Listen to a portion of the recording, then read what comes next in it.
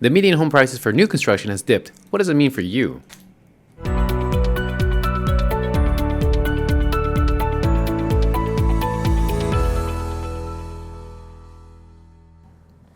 Hello, welcome to the Hatch Homes Group's Monday Market Update. You got Michelle and Randolph here. And I don't know if you've noticed, but the past year or so has been pretty hard for home buyers to find a house that they love.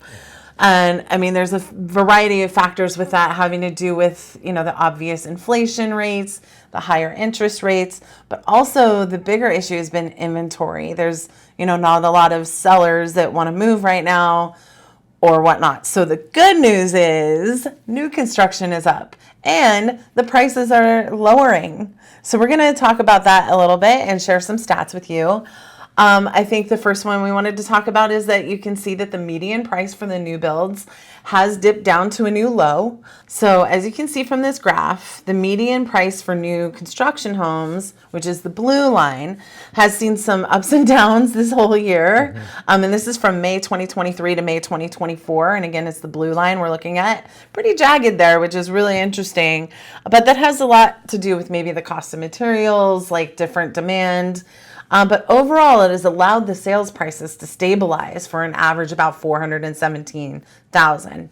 So remember, again, that is the national number here in Portland metro area, which is, West Coast. Yep. We're a little bit higher in price. But we've seen a lot of new constructions that are in the 400s.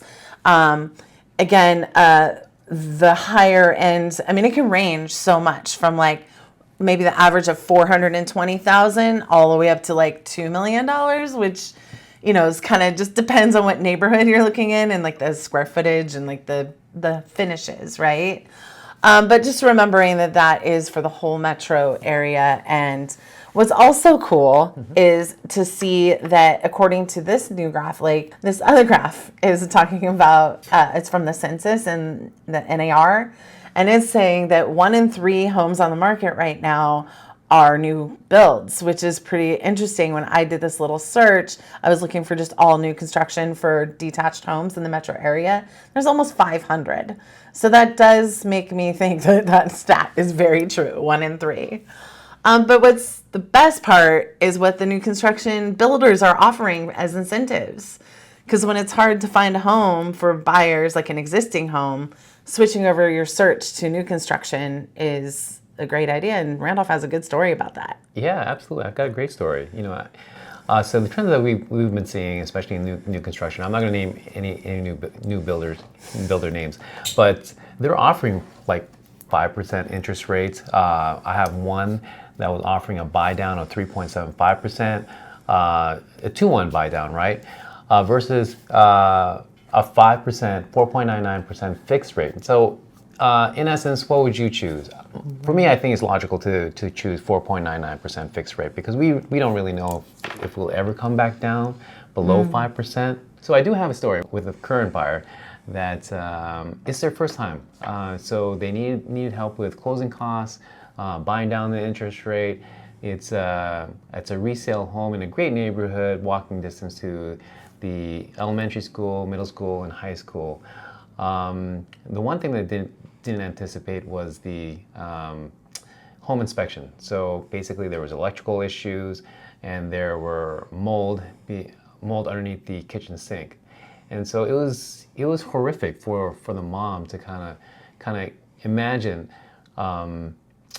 spending more money on issues with the home. So we backed out of that transaction, and we considered new construction.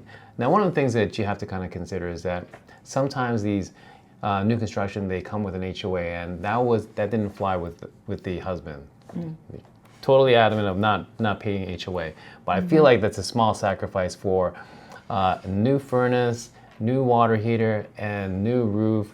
You also have a 2-year warranty, but even prior to that, you have a blue tape session before you move in, plus blue tape session for people. Yeah, blue tape session. Just so you know, that's an extra perk when buying a new construction home, because you can really pick out all the flaws. Where if you buy an existing home, chances are the seller is not going to fix the paint or the, like the crooked light switch cover, which is pretty common, So in new construction, you can go through that inspection. There's just a lot of added bonuses to buying the new construction because, like those reasons, like being that they will fix everything because you're buying a new home, not a used home. And think about it, it's before you move in. So it's going to look new, feel new, and then you have the 1-year craftsman warranty, and then you have the 2-year plumbing and electrical issues. You're absolutely right. That's such a good story, Randolph, because